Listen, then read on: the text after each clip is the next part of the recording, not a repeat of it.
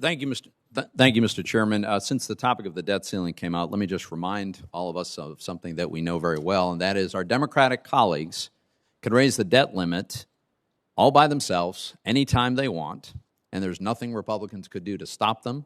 The tools have been available to them all year long, and in fact, Republicans have offered to expedite the process. There is only one reason that our Democratic colleagues refuse to use reconciliation to raise the debt limit, and that is because they would have to specify the amount of debt they want to inflict on the American economy.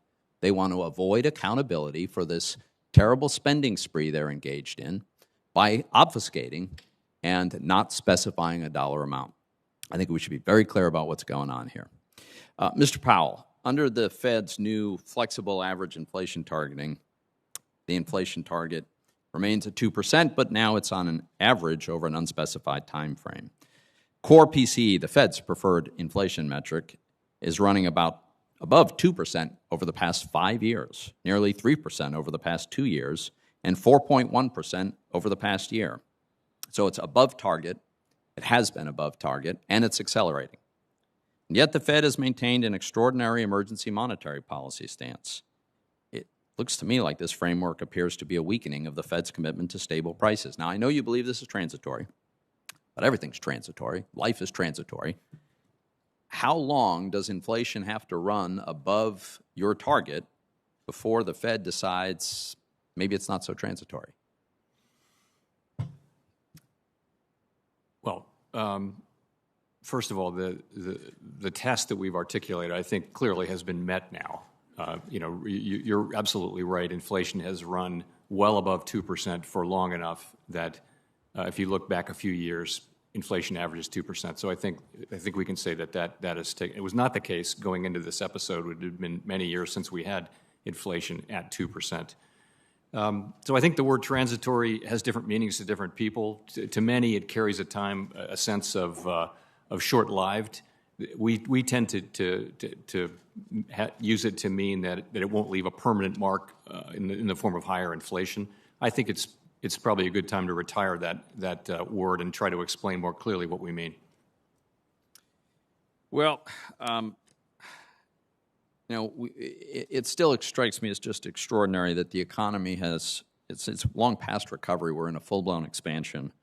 Unemployment's down to 4.6. We have record high asset prices. Housing is leading the way to the point where in many markets, houses are just unaffordable for many people. And yet, the Fed's going to purchase $35 billion in mortgage-backed securities in December alone, and scheduled to continue purchasing mortgage-backed securities for the months on end. I would strongly urge you to reconsider the pace of the tapering.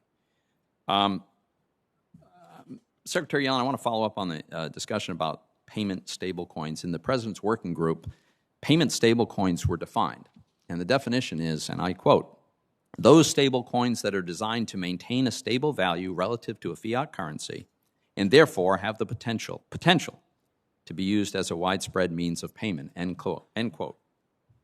Well, that certainly covers every major stablecoin that exists right now.